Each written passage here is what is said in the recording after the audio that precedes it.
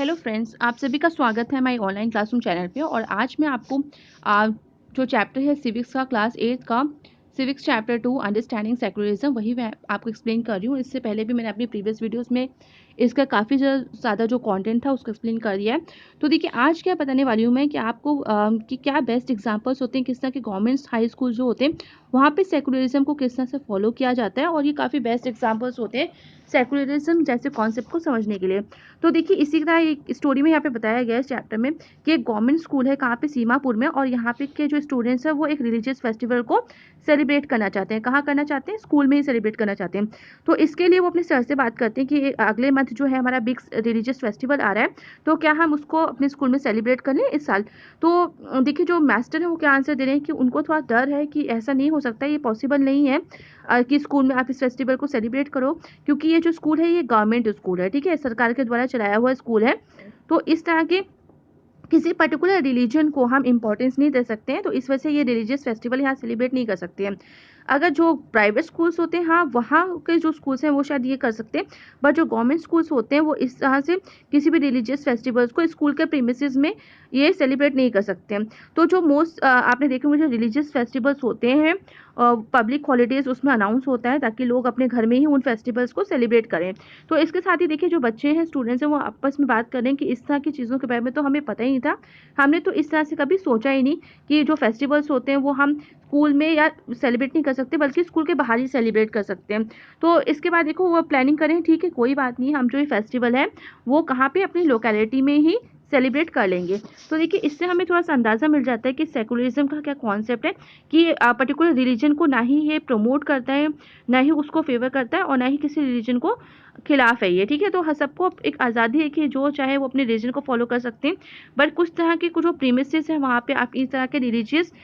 चीज़ों को आप प्रमोट या मोटिवेट नहीं कर सकते हैं। इसके साथ देखिए कि in the above story board हमने इस चीज़ समझ ली पूरी की पूरी स्टोरी में कि जो सेलिब्रेशन होता है रिलीजियस फेस्टिवल का वो with in the school would have been a violation of the government's policy of treating all religions equally, क्योंकि सरकार का मानना है कि सारे जो रिलीजन्स होते हैं वो इक्वल होते हैं। तो किसी एक रिलीजन को के फेस्टिवल को अगर आप स्कूल प्रीमिसेस में मनाते हो सेलिब्रेट करते हो तो ये शो करता है कि वास्तव में आप जो गवर्नमेंट की जो पॉलिसी है कि सारे रिलीजन को इक्वल ट्रीट करना है उसको आप वायलेट कर रहे हो, ठीक है, उनका उल्लंघन कर रहे हो उस रूल का। तो government schools can not promote any one religion either in their morning prayers और थ्रू रिलीजियस सेलिब्रेशंस। तो गवर्नमेंट जो स्कूल होते हैं वो किसी तरह के एक पर्टिकुलर रिलीजन को ना ही जो मॉर्निंग के असेंबलीज में जो प्रेयर्स होती हैं उसमें बोलती हैं प्रमोट करती हैं, और ना ही किसी रिलीजियस सेलिब्रेशंस को प्रमोट करती हैं। तो this rule does not apply to private school. तो ये जो रूल है सिर्फ गवर्नमेंट स्कूल्स के लिए होता है, ये इस तरह का रूल जो है प्राइवेट स्कूल्स के लिए अप्लाई नहीं होता है।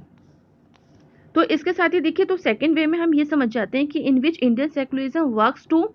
prevent the above domination is through a strategy of non-interference. This means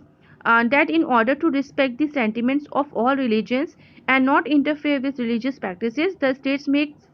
certain exceptions for particular religious communities. तो इसके साथ ही देखिए सेकंड वे ये भी शो करते हैं इंडियन रिलीजन्स का कि ये वर्क करता है, किस तरह के वर्क करता है, ये प्रिवेंट करता है किसी भी तरीके का डोमिनेशन, और किस तरह से ये प्रिवेंट करता है एक स्ट्रैटेजी को फॉलो करता है, और ये स्ट्रैटेजी को हम कहते हैं नॉन इंटरफेरेंस। इसका मतलब ये किसी तरह का इंटरफेरेंस नहीं करता किसी के भी रिलीजन को लेके, किसी भी तरह की प्रैक्टिस जो भी इंसान फॉलो करता है उसमें किसी तरह का इंटरफेरेंस नहीं करता, किसी तरह का दखल अंदाजी ये चीज़ नहीं करता। इसके साथ ही ये पूरी रिस्पेक्ट रखता है, इस बात का भी ध्यान रखता है कि पूरी रिस्पेक्ट रखता है उन लोगों के सेंटिमेंट्स की, उन लोगों की भावनाओं की, डिफरेंट रिलीजन के जो लोग होते हैं उनके रिलीजन के प्रति ये पूरी सद्भावना रखता है, और उनके रिलीजियस प्रैक्टिसेस में ये इंटरफेयर भी नहीं करता है। इसके साथ ही देखिए ये कुछ एक्सेप्शंस भी फॉर पर्टिकुलर रिलीजियस कम्युनिटीज़, कुछ जो रिलीजियस कम्युनिटीज़ होती हैं उनके जो भी उनके धर्म में फॉलो होती हैं बातें, उनके भी एक्सेप्शंस को मानता है, उनको छूट देता है कि ठीक है आपके यहाँ कुछ ऐसे प्रैक्टिसेस हैं तो आप कर सकते हो, तो किसी से ज़बरदस्ती कोई चीज़ यहाँ पे नहीं कराई जाती है। इसी वजह से यहाँ इंडिया में हर तरह के रिलीजन के जो लोग हैं वो आराम से शांतिपूर्वक मिलजुल के यहाँ पे रहते हैं, क्योंकि सभी के रिलीजन को इक्वल राइट मिलता है, सभी के रिलीजन को इक्वल रिस्पेक्ट मिलती है यहाँ पे। तो कुछ कुछ बातों पे छूट भी दे दी जाती है कि अगर किसी के रिलीजन में कुछ पर्टिकुलर चीज़ें हैं जो माननी होती हैं, तो एक्सेप्शन देखिए क्या होता है, something that is different from others, ठीक है, समवन और समथिंग, अपवाद जिसे हम हिंदी में कहते हैं, कि अगर कोई चीज़ लगती है आपको कि हाँ ये डिफरेंट है अदर से और आपको उसको मानना है, उनको फॉलो करने दो जिससे शांति बनी रखे, तो ठीक है, उसको मान लेना चाहिए। तो इंडियन गवर्नमेंट भी इस बात को फॉलो करती है। और इसके साथ ही देखिए एक एग्जाम्पल यहाँ पे दिया हुआ है कि दो ग्रुप हैं, दो फ्रेंड्स में, एक ग्रुप है फ्रेंड्स का, तो who have recently bought scooters and meeting to go for a ride together, ठीक है, तो दोस्तों ने स्कूटर खरीदा और वो राइड पे जा रहे हैं। तो देखिए क्या होता है, एक को देखिए एक ने हेलमेट पहना हुआ है और एक ने हेलमेट नहीं पहना हुआ है, ठीक है। तो क्या बात हो रही है, hey I hope you have a helmet, you know the law in Delhi requires that you wear one, why are it not you wearing a helmet, do you want to be a fined, ठीक है। तो पूछा जा रहा है कि मतलब helmet से रिलेटेड बातें हो रही कि दिल्ली में जो एक लॉ है रिक्वायर होता है कि आपको हेलमेट पहनना चाहिए, तो क्यों तुम क्यों नहीं पहन रहे हो, ठीक है, तुम्हें क्या फाइन देना है, तुम्हें क्या मतलब अगर पुलिस ने पकड़ा तो तुम क्या उसको फाइन दोगे। तो यहाँ पे देखिए वो बता रहे हैं कि जो पर्सन कि नहीं मेरे से कोई फाइन नहीं लिया जाएगा, क्योंकि क्यों नहीं लिया जाएगा, क्योंकि जो सिख धर्म में क्या होता है, देखिए बहुत डिफरेंट डिफरेंट रिलीजन होते हैं, तो सिख धर्म में इनका धर्म होता है कि यहाँ पे ये पगड़ी पहनी जाती है, ठीक है, तो पगड़ी जो होता है इनके रिलीजन का एक ही बहुत ही इंपॉर्टेंट पार्ट होता है। तो इसके लिए जो है government cannot force me to wear a helmet, तो वो बोल रहे हैं कि इस वजह से जो गवर्नमेंट है वो मुझे फोर्स नहीं कर सकती कि मैं हेलमेट पहनूं, ठीक है। तो ये देखिए पूरी स्टोरी बोर्ड का अब यहाँ पे पूरा एक्सप्लेनेशन दिया हुआ है कि जो परमजीत है the Sikh youth does not have to wear a helmet, कि उसको उसने हेलमेट पहना नहीं, उसको जरूरत भी नहीं पहनने की। क्यों, this is because the Indian state, क्योंकि इंडियन स्टेट का मानना है, इंडियन स्टेट जो है गवर्नमेंट जो है सरकार है, उसने रिकॉग्नाइज किया है कि जो वेयरिंग अ पगड़ी, जिसे हम इंग्लिश में टर्बन बोलते हैं, is central to a Sikh's religious practice and in order not to interfere with this, ठीक है, कि ये सिख कम्युनिटी रिलीजियस प्रैक्टिस है, वहाँ पे उनके धर्म में ये चीज़ को फॉलो किया जाता है, तो इसके लिए उनके दखल अंदाजी ना की जाए उनके धर्म में, और उनको allows an exception in the law, इस वजह से उनको लॉ में भी एक्सेप्शन दिया हुआ है एक तरह का। तो थर्ड वे जो है in which Indian secularism works to prevent the domination listed earlier is through a strategy of intervention. तो देखिए थर्ड वे क्या है जिसमें इंडियन सेकुलरिज्म जो है पूरा अच्छे से काम करता है, किस चीज़ के लिए काम करता है, टू प्रिवेंट द डोमिनेशन, ठीक है, एक किसी भी एक रिलीजन की दूसरे रिलीजन पर जो डोमिनेशन है उसको रोकने का ये काम करता है। और किस स्ट्रैटेजी से करता है, ये करता है स्ट्रैटेजी ऑफ इंटरवेंशन, ठीक है, इंटरवेंशन मतलब इंटरफेयर करना, कि अगर किसी रिलीजन में अगर कोई चीज़ है, किसी तरह की रिलीजियस प्रैक्टिस और वो फॉलो करना चाहते हैं तो उसकी भी वो छूट देता है। तो you read earlier in this chapter about untouchability, तो इसके बारे में आपने पहले भी अनटचेबिलिटी में इस कॉन्सेप्ट को पढ़ा है। This is a good example we are members of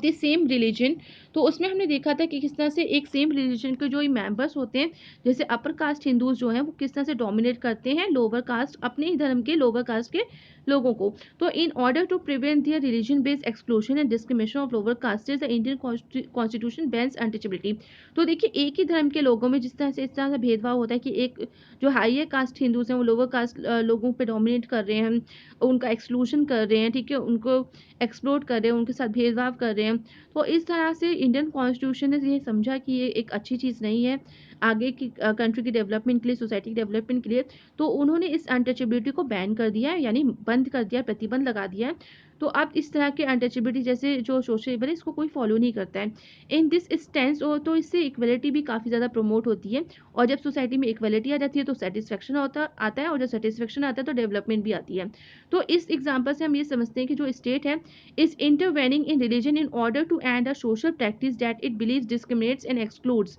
and that violates the fundamental rights of lower castes who are citizens of this country। तो देखिए स्टेट का जो गवर्नमेंट होती है, जो सरकार होती है, वो तभी हस्तक्षेप करती है, तभी इंटरफेयर करती है किसी रिलीजन में जब वहाँ किसी तरह की सोशल प्रैक्टिस जो है, किसी तरह की सोशल इवल जो है, बुराई जो है वो पनप रही है या फॉलो हो रही है, तो उसको ख़त्म करने के लिए ज़रूर जो है स्टेट है वो इंटरफेयर कर सकता है। और उसकी आज़ादी, इसकी जो पावर है वो स्टेट गवर्नमेंट में, आप सोच सकते हैं कि जो सरकार होती है देश की उसमें ये शक्ति होती है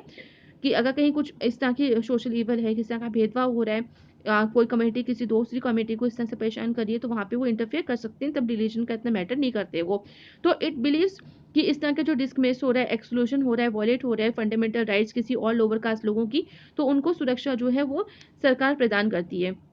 इसके बाद देखिए similarly to ensure that laws relating to equal inheritance rights are respected. इसके साथ ही देखिए जो भी लॉज है रिलेटिंग टू इक्वल इनहेरिटेंस कि सबको समान अधिकार मिले, उसकी भी पूरी की पूरी उसको सम्मान देना चाहिए। और जो स्टेट होता है may have to intervene in the religion based personal laws of the communities, और इसके लिए ही जो स्टेट है वो हस्तक्षेप भी करता है जो रिलीजन बेस्ड जो धर्म के बेस पे जो पर्सनल लॉज होते हैं डिफरेंट डिफरेंट कम्युनिटीज़ के, उसमें भी वो इंटरफेयर कर सकता है। तो इस तरह के इंटरवेंशन जो है वो स्टेट को पूरा अधिकार है करने का। तो आई होप यहाँ तक आपको क्लियर हो गया होगा। बाकी का जो कॉन्सेप्ट है वो मैं अपनी नेक्स्ट वीडियो में एक्सप्लेन करूंगी। So thank you everyone and please like share subscribe this channel for more updates.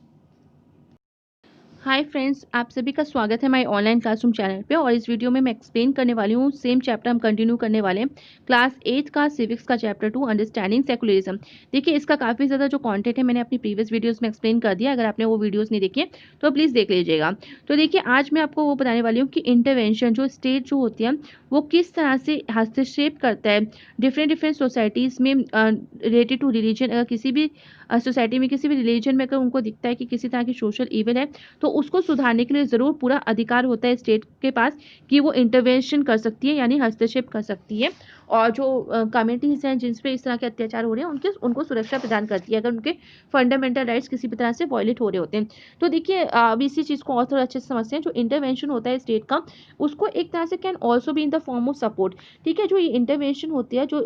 सरकार करती है, जो देश की सरकार करती है, वो एक तरह का सपोर्ट भी प्रदान करती है। किसको सपोर्ट देती है तो ये थोड़ा समझते हैं। जो इंडियन कॉन्स्टिट्यूशन होता है वो कई तरह के राइट्स देती है। ठीक है, तो इनमें से एक राइट जो है वो प्रदान करती है रिलीजियस कम्युनिटीज़ को। किस तरह का राइट्स कि वो अपने खुद के स्कूल्स ओपन कर सकते हैं, कॉलेजेस ओपन कर सकते हैं, और इसके लिए उन्हें फाइनेंशियल एड यानी एड मीन सहायता, ठीक है, हेल्प भी दी जाती है, पैसों की हेल्प दी जाती है। और ये ऑन अ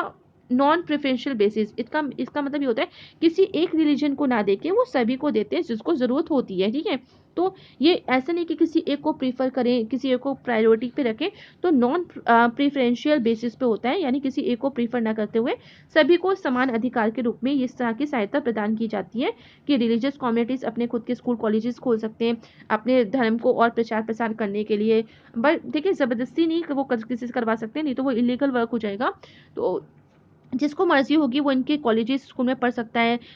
इनकी लैंग्वेजेस सीख सकता है, इनके जो रिलीजियस में अच्छी बातें हैं वो सीख सकता है, तो उसकी पूरी छूट होती है सभी को। तो in what way is Indian secularism different from that of other democratic countries. तो अब क्वेश्चन ये आता है यहाँ से कि इंडियन सेकुलरिज्म जो है वो किस तरह से डिफरेंट है अदर डेमोक्रेटिक कंट्रीज के रिलीजन से या फिर अदर डेमोक्रेटिक कंट्रीज के सेकुलरिज्म से। तो ये किस तरह से अलग है, तो देखिए some of the above objectives are similar to those that have been included in the constitution of a secular democratic countries in other parts of the world। तो कुछ जो ऑब्जेक्टिव्स हैं जो सेकुलरिज्म के वो बिल्कुल कुछ समानताएं रखते हैं दूसरे देशों के कॉन्स्टिट्यूशंस में से, जो और डिफरेंट डिफरेंट कंट्रीज़ के कॉन्स्टिट्यूशंस हैं जिनमें सेकुलर वर्ड को डिस्क्राइब किया है, डेमोक्रेटिक कंट्रीज़ हैं, तो कुछ तो सिमिलैरिटीज़ हैं। फॉर एग्जांपल जैसे कि first amendment of the US constitution prohibits the legislature from making laws respecting and establishment of religion और that prohibit the free exercise of religion. तो ये किससे रिलेटेड है, देखिए जो यूएस कॉन्स्टिट्यूशन में जो पहले उनका अमेंडमेंट हुआ था तो उसमें एक बात की गई थी कि जो लेजिस्लेचर है वो किसी तरह के जो लॉज नहीं मेक कर सकता है। ठीक है, प्रोहिबिट करता है, उसको रोकता है लेजिस्लेचर को from making laws respecting and establishment of religion, कि किसी एक रिलीजन को स्टैब्लिश करने के उसमें समान में उस तरह का प्रतिबंध लगाता है लेजिस्लेचर में। और साथ ही क्या प्रोहिबिट करता है the free exercise of religion, कि एक रिलीजन को किस तरह से लोग जो फ्री एक्सरसाइज उसको फॉलो कर सकते हैं, तो उस पर भी थोड़ा प्रतिबंध लगाता है। तो what is mean by the word establishment, तो इस्टेब्लिशमेंट का क्या मतलब हुआ, तो is that the legislature can not declare any religion as the official religion. तो इस्टेब्लिशमेंट का मतलब ये होता है कि वो लेजिस्लेचर जो है वो किसी एक रिलीजन को जो है ऑफिशियल रिलीजन नहीं बना सकता है। ठीक है, उसको प्रमोट नहीं कर सकता, उसको आप कह सकते हो कि ऐसा नहीं है किसी एक ही रिलीजन को ऑफिशियल रिलीजन कह दे देश का कि नहीं हमारे देश में तो यही रिलीजन फॉलो होता है, तो इस तरह के कॉन्सेप्ट वहाँ पे फॉलो नहीं होता था। Nor can they give preference to one religion, तो ये चीज़ कि वो एक रिलीजन को प्रेफरेंस नहीं दे सकते, क्योंकि जब एक रिलीजन को प्रेफरेंस दी जाती है तो बाकी जो रिलीजन को फॉलो करने वाले लोग हैं वो सोचते हैं कि शायद उनका जो रिलीजन है वो इतना सुपीरियर नहीं है, इतना उसको प्रेफरेंस नहीं मिली है, तो इससे एक भेदभाव की जो फीलिंग है, डिस्क्रिमिनेशन की फीलिंग आ जाती है। और तो आप कह सकते हैं लोग सेटिस्फाई नहीं हो पाते, उनको लगता है कि उनको इक्वलिटी नहीं मिलती। तो इन यूएसए के जहाँ देखा गया तो the separation between state and religion means that neither the state nor religion can interfere in the affairs of one another. तो यूएसए में बिल्कुल सेपरेशन है स्टेट का रिलीजन से। तो इसका मतलब ये है कि ना स्टेट रिलीजन के कामों में इंटरफेयर नहीं करेगा और साथ ही जो रिलीजन है वो स्टेट के कामों में किसी तरह का इंटरफेयर नहीं करेगा। तो there is one significant way in which Indian secularism differs from the dominant understanding of secularism as practiced in the United States of America. This is because, unlike the strict separation between religion and the state in American secularism, in Indian secularism the state can intervene in religious affairs. तो देखिए एक बहुत जो main important significant वे देखा जाए Indian secularism किस तरह से डोमिनेंट अंडरस्टैंडिंग में सेकुलरिज्म में जो प्रैक्टिस होता है यूनाइटेड स्टेट्स ऑफ अमेरिका में, तो क्या चेंजेस हैं, ठीक है, क्या डिफरेंस है। तो डिफरेंस ये है कि जैसे हमने देखा कि अमेरिका में बिल्कुल एक सेपरेशन है, एक स्ट्रिक्ट सेपरेशन वो फॉलो करते हैं कि रिलीजन और स्टेट का, ठीक है, रिलीजन स्टेट के कामों में दखल अंदाजी नहीं करेगा और स्टेट रिलीजन के कामों में कोई दखल अंदाजी नहीं करेगा। बट अगर आप इंडियन सेकुलरिज्म देखो तो बिल्कुल इंडियन सेकुलरिज्म भी ठीक है, काफ़ी छूट देते हैं कि जिसको जो रिलीजन फॉलो करना है वो करे किसी, बट इसके साथ ही वो ये चीज़ भी चेक करता है कि इंडियन सेकुलरिज्म में जो स्टेट है, जो गवर्नमेंट है, उसको पूरा अधिकार है कि वो किसी के रिलीजियस अफेयर में अगर वहाँ पे किसी तरह की बुराइयां हैं उसके वजह से, जो उनके रिलीजन की वजह से अगर किसी और रिलीजन या उनके खुद के रिलीजन के लोगों को ही किस तरह की प्रॉब्लम हो रही है, उनके फंडामेंटल राइट्स वॉलेट हो रहे हैं, तब बिल्कुल इंडियन सेकुलरिज्म के अकॉर्डिंग जो स्टेट है उसको पूरा अधिकार है कि वो हस्तक्षेप करे, वो इंटरफेयर करे उनके रिलीजियस मैटर्स में और फाइंड आउट करे कि क्या सच है क्या गलत है। तो अगर किसी भी तरह की सोशल इविल्स तरह की बुराइयां दिखती हैं जिसकी वजह से लोगों के फंडामेंटल राइट्स वॉलेट हो रहे हैं, तो वहाँ पे इंडियन सेकुलरिज्म के अकॉर्डिंग स्टेट जो है वो अपना पक्ष रखती है और उस पर कार्रवाई भी करती है। तो you have read about how the Indian Constitution intervene in Hindu religious practices in order to abolish untouchability। तो इसके बारे में हमने पढ़ा था कि किस तरह से जो स्टेट है उसने इंडियन कॉन्स्टिट्यूशन के अकॉर्डिंग, जो सेकुलरिज्म के अकॉर्डिंग, किस तरह से जब हिंदू रिलीजियस प्रैक्टिसेस में जैसे अनटचेबिलिटी को फॉलो किया जाता था, जिसमें से आपने देखा कि किस तरह से एक ग्रुप के लोग जो अपर कास्ट के लोग थे वो किस तरह से डोमिनेट करते थे लोअर कास्ट के लोगों के, उनको उनके जो ह्यूमन राइट्स थे, जो भी फंडामेंटल राइट्स थे, उनको वॉयलेट करते थे। तो इस वजह से पूरे का पूरे जो स्टेट था उसने इंटरफेयर भी किया सेकुलरिज्म के अंतर्गत और अनटचेबिलिटी जैसी जो सोशल इविल थी उसको एबोलिश भी किया, उनको खत्म भी किया, ठीक है, एबोलिश मतलब खत्म कर देना किसी चीज़ को। तो अनटचेबिलिटी छुआछूत वाली चीज़ को जो मानते थे कि उनको छूने से वो पोल्यूटेड हो जाते हैं, तो इस प्रैक्टिस को भी अंत कर दिया गया। In Indian secularism, though the state is not strictly separate from religion, it does not maintain a principal distance versus religion। देखिए अगर इंडियन सेकुलरिज्म में देखा जाए तो स्टेट जो है वो काफ़ी स्ट्रिक्ट नहीं होता कि वो रिलीजन को स्टेट से दूर रखे और एक कह सकते हो एक मेंटेन करके चले प्रिंसिपल्स, डिस्टेंस वर्सेस रिलीजन, क्योंकि देखिए ये दोनों चीज़ें एक दूसरे से कनेक्टेड ही होती हैं। This means that any interference in religion by the state has to be based on the ideals